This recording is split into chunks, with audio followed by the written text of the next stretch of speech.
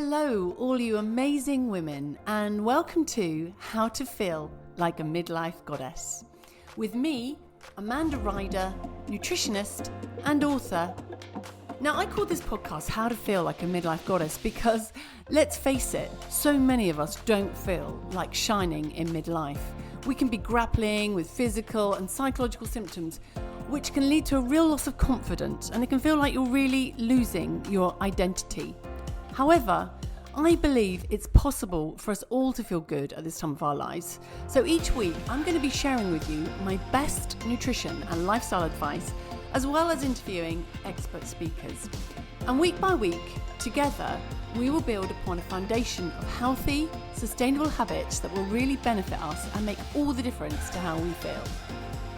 So stay tuned, because this is your recipe for thriving at midlife and bringing out your inner goddess. Today I'm talking to Emma Tytherleigh. Now, Emma is a fitness instructor and personal trainer, and she's also founder of Joyful Menopause, which I'm going to get her to tell you a bit about later. So not only does Emma help midlife women that want to be fit and strong, but she's also really knowledgeable on the perimenopause and menopause and understanding what women need to do to live a long and healthy life. Now, she's got her own story and experience that I'm sure she'll share with us, but the whole focus of the conversation today is how you can stay strong and vital and avoid sarcopenia, which is just the word we use to describe muscle loss, which just kind of happens as we get older. And the other area we really want to consider is the health of our bones and avoiding osteoporosis. That's because as our estrogen declines, our bones are more prone to losing density and becoming more fragile and weak. And then we become more vulnerable to breaks. Now, bones are dynamic. They're not like your teeth that you just have for life. Instead, they're constantly breaking down and building back up again. However, without as much estrogen around, the building up bit doesn't happen so efficiently. However, there is a lot you can do to protect your muscle and your bones, and Emma is going to share her advice and help motivate and inspire you to look after yourself and find consistency in something that works for you. Emma runs a hugely successful training course from her lovely garden in Cambridge, and that's how I came across Emma, because I have friends and clients who attend her weekly sessions and really enjoy and feel enthusiastic about them. And they have felt that their fitness and strength has improved dramatically. Anyway, these friends that Emma and I should really get together, because we're on the same page with our focus on helping women like us who are transitioning the perimenopause and dealing with menopause. Anyway, me and Emma got together, and in our first meeting, within an hour, we planned out our first retreat for the midlife women, and it's just kind of flowed out of us, and we've been running them ever since. So if you'd like to join us for the next one, I will leave a link in the show notes, and that's just the podcast speak for the bit of info under the podcast. So just scroll down and you'll see it. But it's a day to come and be inspired, eat great food, learn how to nourish and move your body, be in nature, do some breath work, and generally just recharge and refocus your approach. So Emma and I have been working together for 9 or 10 months now, and I've so enjoyed working with Emma because she really believes in what she does. She's a real professional. She's in great shape, which I find so inspirational. And she seems to have boundless amounts of energy. So we really want to tap into all of that know-how, Emma. So welcome, Emma Tytherleigh, to How to Feel Like a Midlife Goddess. Oh, thank you, Amanda. It's great to be here. Brilliant. Well, what I didn't say there is this is our second take at this podcast. Because the first one, both Emma and I were really busy, and I said to Emma, "Oh, don't worry, Emma, I'll come over to yours with my laptop and my microphone," and I kind of rocked up and I set up in her lounge, and yeah, I wasn't really very familiar with the surroundings or the software, so you did a great job. I wouldn't know where to start with all that software. Anyway, so yeah, it was a good practice run. It was a good practice run, but I just proceeded to ask Emma loads of questions, and she was fabulous, and I was rubbish. But anyway, no, you weren't. Today we are going to have a much tighter conversation and let the conversation flow. But she's got, like I said, lots of information to share. So tell us a bit about Emma. Oh, where to start? Well, I might start with the exercise and why I decided to retrain as a fitness instructor and a personal trainer. I guess I sort of saw the real value of exercise, particularly on my mental well-being more than anything. after having my second child. So I had pretty bad postnatal depression with her, and I was on antidepressants for a couple of years. And then I started running. I joined a running group, which one of the mums at school set up. So that's something really informal. And I noticed that when I came back from a run, my mood was much lighter. And then I just started going more and more regularly. And then I trained for a half marathon. Anyway, so that's how I got into exercise and saw the real sort of true value of it. And then when the children were a little bit older, I'd been keen on helping women, particularly women, improve their health and well-being. And that's when I sort of went through a series of kind of questioning what I was doing at the time and decided that I would retrain as a personal trainer and fitness instructor. So that was 9 years ago. Yeah, it'd be 9 years in October. And at the time, it was pretty terrifying, leaving a job with a salary, and setting up a business from scratch. But it soon became so rewarding. So what were you doing, Emma, before you became a fitness instructor? Well, I was working for Cambridge City Council, managing a team. And, it was great. They were all lovely people. So it actually was hard to walk away from.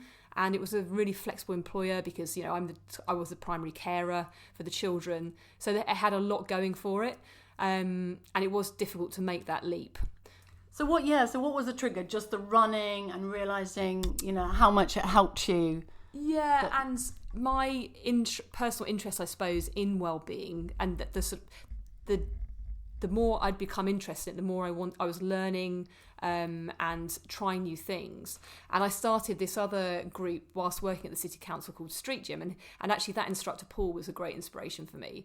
And that's when I first started to do strength training. And it was only bodyweight exercises. We'd run around Cambridge, stop at some park benches, do some press-ups or tricep squats, tricep dips or, some squats. Uh-huh. And I then realised, actually, gosh, I'm getting an even bigger high, even from running.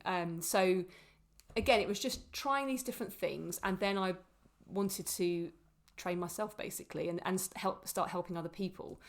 So that was 2014. Is that right? Yes, we're in 2000. No, it wasn't. It was 2015. Sorry, okay, 2015. 9 years ago. Yes. And then at the age of 41, so I'm 48 now, I suddenly started developing perimenopausal symptoms. Although at the time I had no idea what was going on. Even though at that point I had studied a qualification to train women in the menopause, so looking at all the symptoms, bone health, it didn't occur to me for a moment that I might be going through it. And it was only after I was having sleepless nights, terrible hot flushes. My mood was really low as well. I wouldn't say I was depressed, but interestingly, I did learn that if you have postnatal depression, you are more susceptible to low mood when you go into perimenopause as well. Are you? That's really interesting. So, do you know why that is? Something to do with the way you respond to your changing hormones. Yeah, that makes sense. Yeah. I can't remember the exact scientific reason, but it was... No, sorry to put you on the spot, but that's okay. I'm sure that must, a lot of women have that issue, don't they? So I'm sure that resonates with a lot of people listening. And I've spoken to other women since, and they're like, oh my gosh, yeah, that makes total sense. Some who hadn't actually realised at the time with their children that they had postnatal depression. It was just, life's so busy, isn't it? You barely have time to think about how you're feeling. Yeah. Anyway, and then of course my period stopped. So that was the real giveaway sign. And they stopped for 3 months after being, previously very regular. Mm-hmm. So my husband said, it always takes someone else to point it out, doesn't it? He said, I think it's probably time you went and saw the GP, Emma. So I duly trotted off. Uh-huh. And the GP, she was helpful in the sense that she took blood tests and she took a smear. So, she was very thorough. And then she phoned me a week later and said, great news, there's nothing seriously wrong with you, but it does look like you're nearly through your menopause. Gosh. And nothing prepared me for that. I was like, what do you mean nearly through my menopause? I'm only 41. And she said, well, yeah, that's what the tests are showing. So I booked in to go and see her face to face. And I had questions because I knew that it would have an impact on my bone health, heart health, with my estrogen declining, relatively young. But I was asking these questions and she didn't really have any answers for me. And, it wasn't her fault. She was quite a young doctor. They hadn't been trained. At that point, GPs, there was no emphasis placed on the menopause or any kind of importance, really, sadly. No. And also, how did you feel? Because 41 is quite young. I remember when I was 41 thinking, oh, I've got, years before I hit the menopause. I didn't realise it was only 6 or 7. But, a lot of us just think we're going to go into our 50s before we have to deal with it. And, we now know perimenopause can come along in your early 40s. But I know some women that have a definite, you are perimenopausal. It can be quite a shock to the system, can't it? No, I felt really upset, actually, and very alone, because none of my friends were going through it at the time. I didn't know anyone else who was. And it struck me that, when I had the children, there was so much support to tap into if I wanted it. There were groups. Again, I was quite young when I had the children, so I was 28 and 31, which, for Cambridge is quite young. And it is these days, isn't it? It is these days, yeah. And even being relatively young, there were still lots of people of my peers that were having children. So I suppose there's that kind of group mentality, isn't there? And anyway, it was just that feeling of being alone and not knowing what to do, where to turn to, where to get support. And there wasn't really anything the doctor could tell me either, apart from, I think there was a menopause charity website that she suggested, but that was it. And come back if you need some HRT. And to which I said, well, how do I know? And she just said, she didn't have an answer. So, and there was also, not that I wanted any more children, there was that feeling of, wow, this is so final. What if, and suddenly the choice is taken away from you. But then I did manage to flip it and just, have absolute gratitude that I did have 2 children and how lucky I was to have them, because I have spoken to other women since, who actually hitting menopause can be a very, very painful point if they do want children. But anyway, I dusted myself down after that visit and started to learn as much as I could. And I'm still learning to this day because, as you know, there's always new advice coming out. And it's fascinating. I genuinely find it fascinating. So, and it is fascinating. And also, I don't think you just go through the perimenopause or even the menopause and then you're just at a level and it stays constant. I feel even now, in my 50s, that I still feel like I have a bit of a cycle, and my mood will change, and it doesn't just all it doesn't all flat line. There's still momentum and it's dynamic, isn't it? And you think you've got everything sorted, and then suddenly something else happens. So well done you for getting help and finding out what to do, because you have been pretty much okay, haven't you, since you got that help? And I will say I was pretty low actually when this was all going on. But I have been very, very lucky with the people that I've met and the help that I've received. And I am on HRT, and it's for me it's made a huge difference. And I know not everyone's fortunate enough, and not everyone wants to take HRT. And also important to say that HRT is not the only solution as well, in terms of if you do take it, you still have to exercise, you still have to eat well, you still have to do all the other put in the big foundation blocks for a healthy older age. I've forgotten the question, Amanda. What were we saying? I'm sorry, this is my memory. No, we were just talking about, just how you got yourself, sorted, and how you felt about suddenly being, we call it perimenopause, which is the time leading up to the menopause, but, it's when your hormones are starting to really go fluctuate. south, and you realise, like you said, it's quite final, and it's, you're coming to the end of those years of, childbearing, fertility, and periods, and all the things that you've had sort of three decades of. That's been your balance, and that's what you've been used to. Yeah, so and it can be a hard transition. I really did feel like I was in this strange new world. I don't. Can you relate to that? Did you? Yeah, I felt. More yeah, gradual? I mean, I talked about this in my first podcast, but I felt, oh my God, it just coincided with some other really stressful events in our lives. So I put it all down to that, but. I wasn't robust at all, and I got quite anxious. Yes. And I got really down, and anxiety was a big thing for me as well. It was horrible, and I've also felt, and I was 47, but no one was talking about perimenopause or menopause, or they were just starting to, and so I just felt really weak and ashamed for feeling so low and not thinking, how grateful I should be for my life, and I've got children, and all of that. Yeah. Instead, I've just kind of felt sorry for myself, which is just horrible, isn't it? It's a horrible, and I felt in a really dark place. And then when I got help, and like you said, it's not just HRT, but sometimes HRT can make a difference really very quickly. Absolutely. And then you realise how long you've been down for and how your mood has been affected by your lowered status of hormones. Exactly. And if your mood is high, you're more inclined to want to take some exercise or eat more nourishing food and socialise with friends as well. That's another thing. I kind of did withdraw a little bit. And I've spoken to other women who've done the same because I did the same. You feel like you've got nothing to offer anymore. Yeah.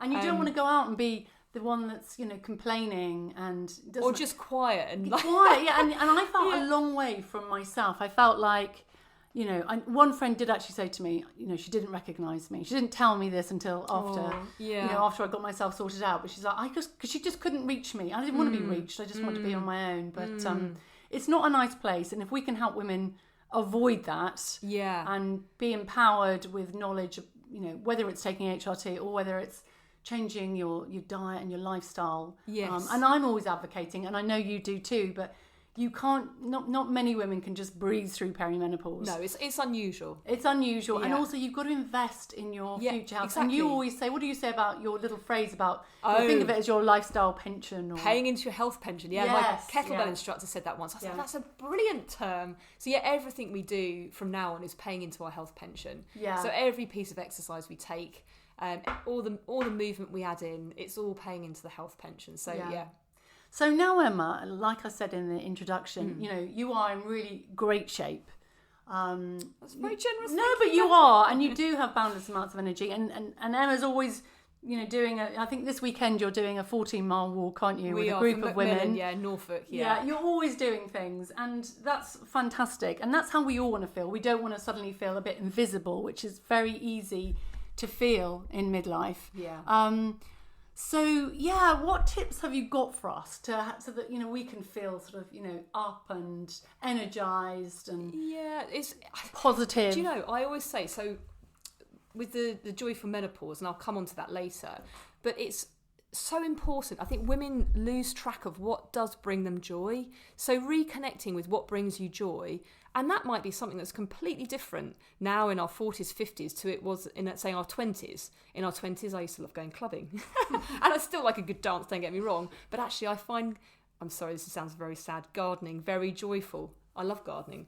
I love being in the garden. Doesn't sound sad at all. But anyway, so my 48-year-old self is very different to my, 19, 20, 21, whatever.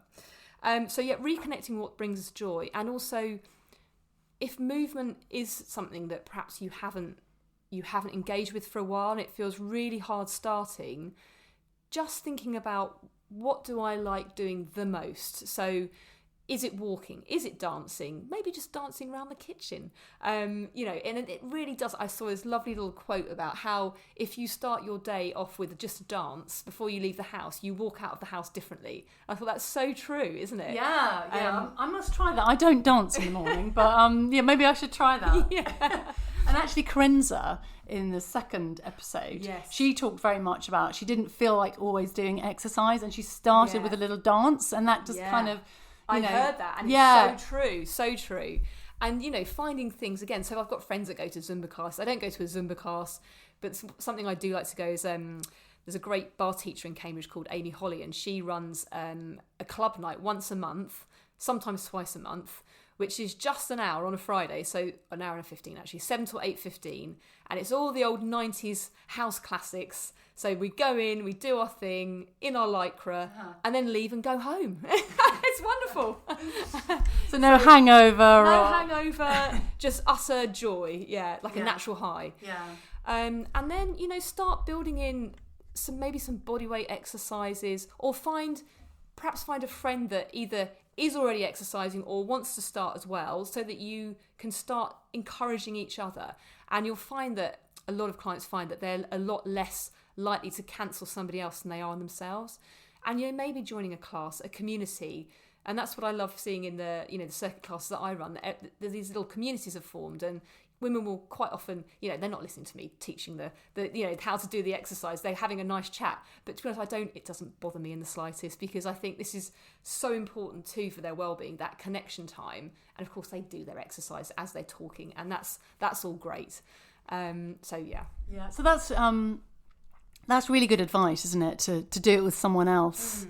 I know for myself, I do a couple of body pump classes each week, and yeah, I go on a Monday and a Friday morning first thing, and I do, and it's really nice because if I don't go, I don't see those nice ladies that I always have a chat to, and they're like, "Where have you been?" And and it's just really nice, and you feel part of a tribe, which I think is really important. Absolutely. And it's very hard, and I don't know if you've got any tips, but so I do that twice a week, and I work with lots of women that.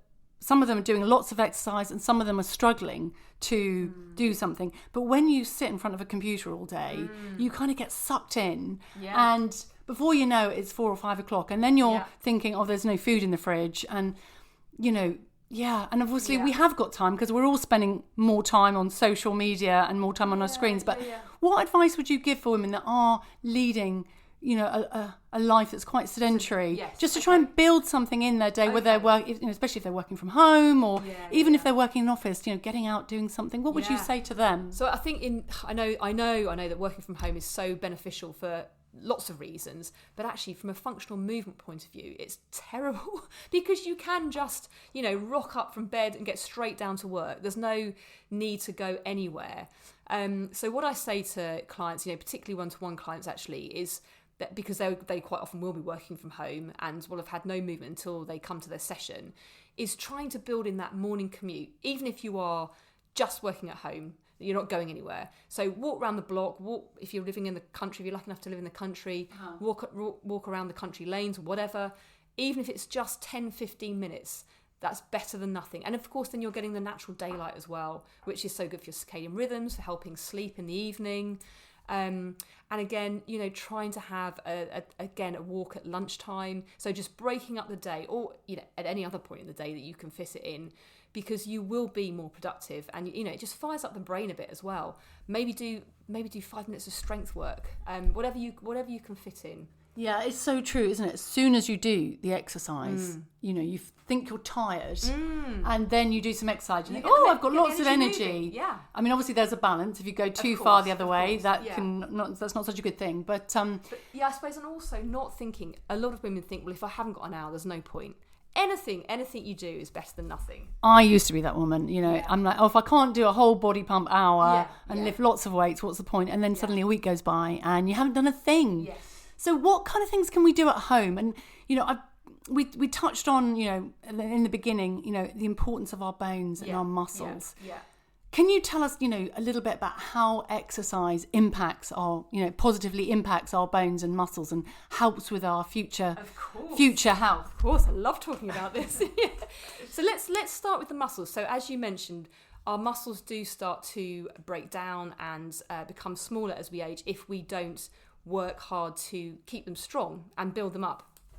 And basically we want to be at least maintaining our muscles. And we want to be able to do this because, muscles are metabolically active. We're now learning they're doing all sorts of things. By metabolically active, you mean they sort of use a lot of calories at rest, and they need a lot of energy. Thank basically. you, Amanda. Let me go down into that a bit more. So our muscles, yes, they are expensive to maintain in terms of calories. So if I'm sitting here with 20 kilograms of muscles as opposed to 5, I'm going to be burning a lot more calories just sitting here. If I don't speak, I do nothing just to keep me going. So that's why crash diets aren't great, because the body will ditch the muscle mass first because they're really expensive to maintain. The body thinks it's under threat, it will ditch the muscles. So if we are wanting to lose weight, it's better to do that slowly and gradually. And not only are they expensive to maintain in terms of energy, but they're also doing all sorts of things like, talking to our brain. There's a lot of research coming out now saying how, having healthy, strong muscles keeps the brain strong and active too. So you've got this kind of constant feedback loop. And the muscles are now actually described as our biggest organ. So, over the liver, kidneys, and all the other big organs, the muscle is the biggest organ. So what do we mean when we say strength exercise? It's basically any exercise that's going to work the muscles. So, for example, squats, press-ups, pressing weights over the heads, using the body weight, using dumbbells, kettlebells, resistance bands, anything that's working our muscle groups. And if you're short on time, it's much better to do big, what they call compound movements. So you're using a few different muscles. So for example, a squat. And actually, if you do nothing else, I would say do a squat, because ultimately we want to keep our legs strong so we can get up and down from our chair when we're 80. We want to be able to have the independence to take ourselves to the loo and not rely on other people to do that. I know certainly for my mum, and we've had this conversation. I lost my mum just before Christmas, which was horrendous. But just watching her muscle mass decline so quickly when she did get ill, and how it ultimately, she'd have to be helped out of a chair. She'd be shuffling along with and ultimately to not being able to get up. And that was not her fault. She got really ill, but we don't want to get in the situation where we can't do that because we haven't been looking after our muscles. And life starts to close in on us when we do, because it's harder to walk to the kettle to make a cup of tea, and it's harder to walk to the loo. So we start drinking less. We stop going to the shops as much, and then we're missing out on those interactions as well. So it has such a massive kind of snowball effect. Sorry, I've talked too long. Yeah, no, not at all. That's brilliant, and it's so true, isn't it? Like when you're in bed bound, you lose that muscle so quickly. Yeah. And it really motivates me. Yeah. And I kind of always have been into fitness, not as much as you are, but I've always, tried to do something every week. But now, I'm really. I do not want to lose my muscle mass. I do not want to have fragile bones. So it really motivates me to think I'm doing something at least twice a week. Yeah. But is that enough? I mean, how much is enough to, maintain your muscles and keep your bones strong? The holy grail is 3 strength workouts a week, of around 20 to 30 minutes. But it's an individual thing, and that can feel overwhelming for a lot of women. So just remember, anything you do is better than nothing. That's one of my life mottos. Anything's better than nothing. Yeah, no, Something's absolutely. better than nothing. Yeah. And again, that message of just doing something for 15-20 minutes. Yeah. So I mean, even five. If you've got no time at all, 5 minutes is great. There are benefits to that. Yeah. Now I have a couple of weights just outside my office. I don't know if you saw, and a mat, and I try and have Very that. impressed. And I try and have that out all the time. And sometimes I'll just walk by and I'll pick up the weights and I'll do some overhead something or some squats or with the weights. And I am managing to maintain my muscle, so that's good. But a lot of people won't have that at home. Have you got any advice on what one can start with? Yeah, well, we had to get quite creative in lockdown, so I had to move all my classes online. So all sorts of things from big casserole pots from the kitchen to candlesticks, anything that weight, or even putting books in a rucksack. Anything that's just going to add a bit of load, a bit of resistance, make it a bit harder. And as crazy as it sounds, if you've got nothing else, if you've got some stairs at home, loading up a rucksack with some cans, walking up and down the stairs a couple of times in between calls, Yeah. And when you're taking calls, actually, maybe trying to do them as voice calls where you're walking around more as well. Yeah, that's brilliant advice.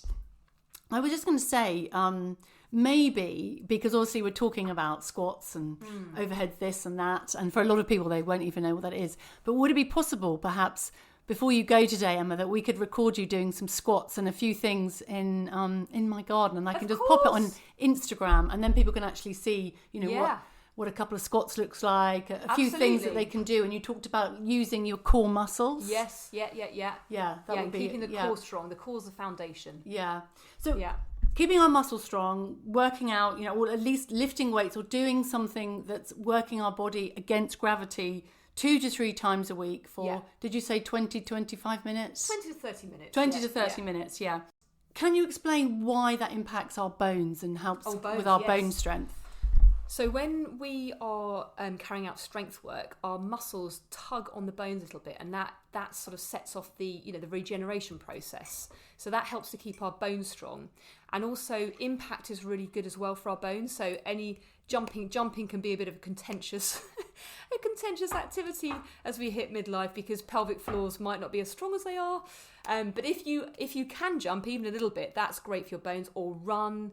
And again, just jogging, even walking will have some impact on the bones and create that kind of regeneration. Can I just ask, Yeah. you talked about filling up a rucksack with, you know, cans or something heavy. Yeah. Do you think, I do see women with osteoporosis and osteopenia. Osteopenia is sort of just as, you're not quite got the level you had of bone density. But do you think it's a good idea to go for a walk with a rucksack? Absolutely, yeah. It just adds a bit more resistance, makes it a bit more challenging for the body, and just stride out. And maybe, you know, walk fast for a minute and then walk at a more leisurely pace or what feels comfortable. So get yourself a bit out of breath for a minute. There's a lot you can do when you're walking. Yeah. Still brings a lot of benefit. And do you do that? Do you walk with a weighted vest? Or a weighted... Yeah, because I've always been looking forever for weighted vests. Yeah. And there's a company in America called Better Bones. Okay. Well, it's a website, and she's, you know, focused on bone health. It's really good. And she has a weighted vest, but it costs like $200-300, really? And then you've got to get it shipped across. You know, so a lot of my clients don't really want to spend that amount of money, which is fair enough. But if you have a rucksack and you're wearing it, obviously you are working out anyway, aren't you? By just walking with that. But is it good for the structure? You know, she talks about having the weight sort of distributed in a way that's helpful for your frame. But do you think you can achieve that with a rucksack? I suppose it's individual, isn't it? And being mindful of how you're carrying your slouch a bit. So what feels good for you, and maybe shorter walks with rucksacks rather than long walks. And maybe being aware of your posture. Absolutely, and trying to keep a little bit of core engagement. Emma, just really thinking about the women that I see, they'll often come come to see me, and they'll say to me, look, I haven't changed a thing. And suddenly I'm putting on a bit of weight around the middle. And I feel like my body is just much softer, even though I haven't changed anything, I haven't changed my diet, I haven't changed my exercise routine. And they'll often say that their bottoms, they feel it's harder to maintain a firmer bottom. So that's quite a lot. Can you give us some inspiration that we keep going and we keep building that muscle and we maintain our strength? Because obviously we do have to change things up, don't we? We can't just keep doing what we're doing. And we really do have to keep working on the strength as well. And just, you know, again, whatever you can fit in, but it really is worth that investment for our future health pension, as I said before. You know, our bodies are changing, we are aging, our hormone profile's changing, so we are working with quite a lot. Just keep going. Consistency is key. And it's so worth, well, I mean, I know I'm biased, but it is so worth putting in the time to live well later. And I suppose it's just finding something for you as an individual that works, because some people like a body pump class. Some people like running. So it's finding something, if you really hate moving, finding something that you don't mind so much. So for example, you hate running, don't even attempt to try and take that on, because your motivation will be so low. But maybe you don't mind walking, and maybe you could go and walk with a friend, and so instead of having a coffee or a glass of wine, you could catch up with a walk instead. Or a colleague, if you are going into the office or your place of work, you could have a walk in your break with a colleague for 10-15 minutes. And also I think I think it's good to say at this point that actually just running isn't enough not for muscles. No, it's not.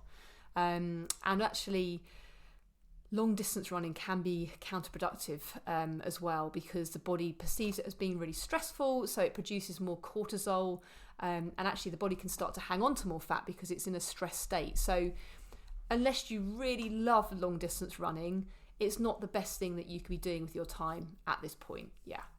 So the strength training, the weights. Short distance runs. So a sort of a 5 to 10k is fantastic. But combining that with strength. Strength is the holy grail. And what about resistant bands? Because they're really easy to have in your house, aren't they? Rather than weights. I love a resistance band, and it's great again to mix things up. If you are doing some weighted stuff, but also do some band work, and they are so good for the bottom. And a lot of women, as you've said, do kind of notice that their bottoms perhaps aren't as pert as they used to be. And also the glutes, the bottom muscles, are the biggest muscle in the body. So we want to keep them strong and firing and working hard for us. That's why squats, just a simple squat is so effective. Absolutely. Squats, lunges. Lunges, again, you have to be more careful with knee positioning. So if you haven't done any exercise for a while, a squat is probably a safer thing to start with. Tell us, I also mentioned at the beginning, your company, Joyful Menopause. I know you give talks to schools and in the workplace. Yeah. Tell us a little bit more about that, and if people want to get in contact with you and work with you. Okay, so I set up the Joyful Menopause after obviously going into an early menopause myself, and actually it took me a while to get going. I did quite a lot of research, studied some courses, and then launched in lockdown because I had a little bit more time.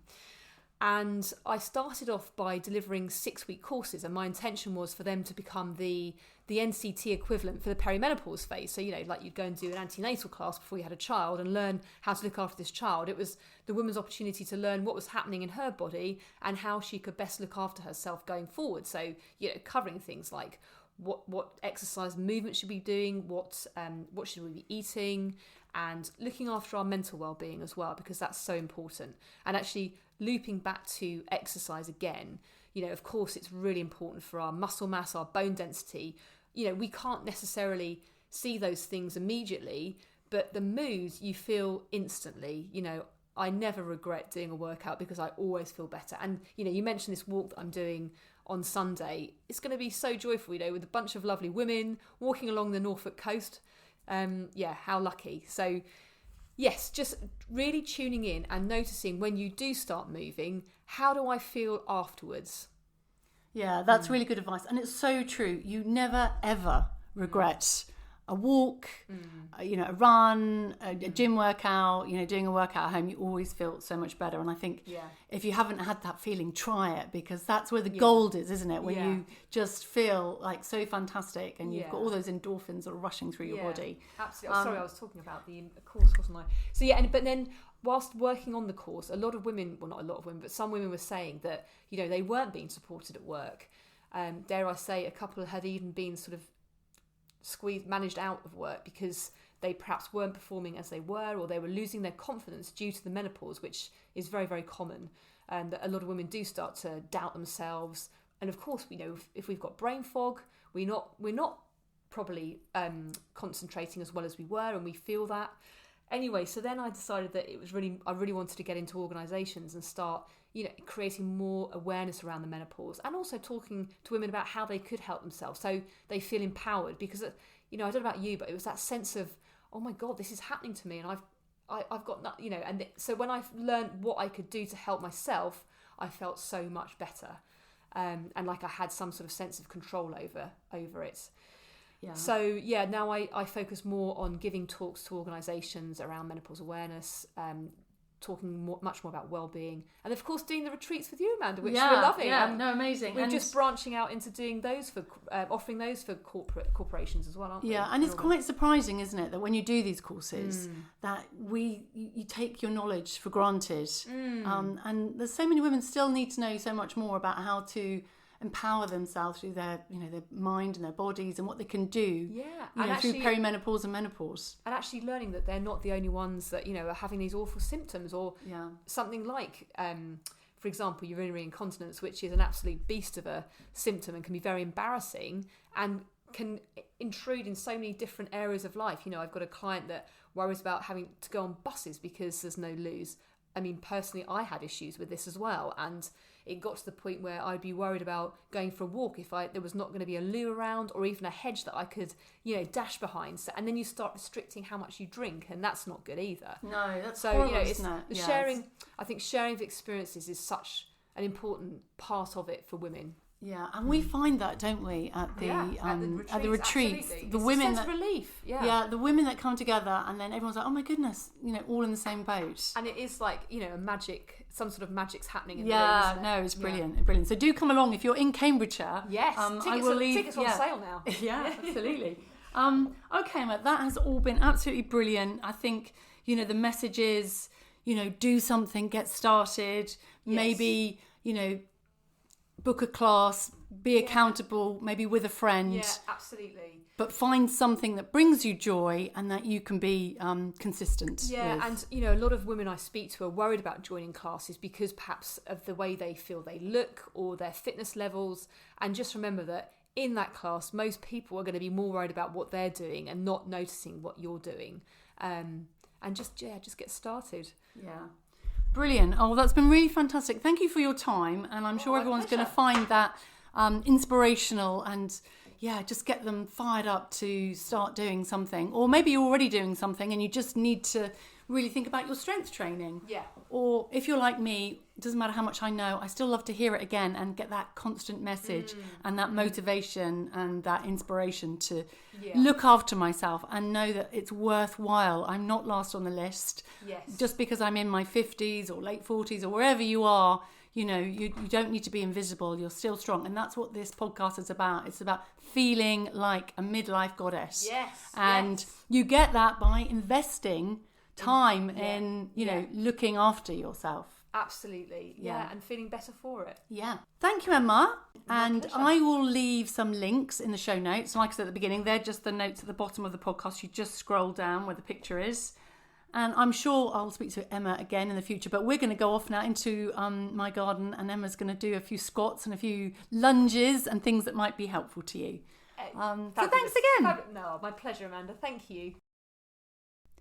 Emma gave us a lot of great advice there, so I'm just going to quickly summarise what she said. So number 1, improve your energy, your mood, your strength, and how well you age by building in more movement to your life. Do what brings you joy, reconnect with joy. Think about what brought you joy previously, whether it was hikes with friends or going to classes or dancing, but just tap into what really makes you feel good. Number 2, Emma talked about paying into your all-important health pension, and that's what you're doing when you're moving your body. Number 3, be accountable to someone. Partner up with someone to do a class, commit to a series of classes, but whatever it takes, whatever makes it real to you and makes you turn up week after week, that's really where it's at. Number 4, if you have a sedentary job, which, a lot of us do, think about building a walk-in in the morning, like going out first thing. Emma talked about building in a commute, which is a really good way of thinking about it. But maybe, grab a cup of tea, put it in a flask, walk around the block, fields, wherever you are. But walking in the morning is not only beneficial because you're getting your body moving, but also you're getting that light on your eyes, which we know is really helpful for our wake-sleep cycle. Number 5, break up the day. If you're sitting a lot of the time, maybe set your timer, get up and do 10 to 15 minutes of movement. Now, we were talking about, I've got some weights. I've got 2 by 5 kilos, which I've kind of worked up to, and 2 1.5 kilo weights, but just little dumbbells. But just get some and just start. And they don't have to be heavy to start with. Just, try it and see how you get on. And Emma has now indeed done a lovely video for us, and it explains how to use weights and how to just have these sort of 10 to 15 minute little workouts. So I shall be sharing that on my Instagram, which is Amanda Ryder Nutrition, and it'll also be on Emma's Instagram account, which is at Joyful Menopause. And then number 6, she talked about getting those muscles moving and doing things like squats. And she talked about, using your compound muscles. And they're like your big muscles. You're getting more bang for your buck, if you like. But squats, lunges, and even thinking about using resistant bands can be really, really helpful. Number 7, aim to do 3 strength workouts per week of about 20 to 30 minutes. Now, that might seem like a lot, but remember what Emma said, something is better than nothing, and just build up to it rather than, going for that all or nothing approach, because being consistent is where it's at. And putting that time in, and remember that, by being strong in our bodies, it often makes us feel more mentally strong. And we know that the muscle has a huge impact on our brain. And by giving our bodies opportunity to be stronger, we know that we are allowing our midlife goddesses to shine. Anyway, I hope you have a great week, and I'll catch you next time. Bye for now.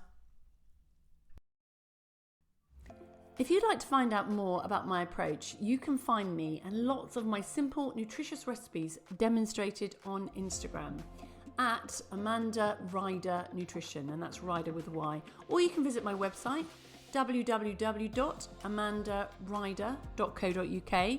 Or if you'd like a copy of my book, Feel Good for Menopause. You can find that on Amazon.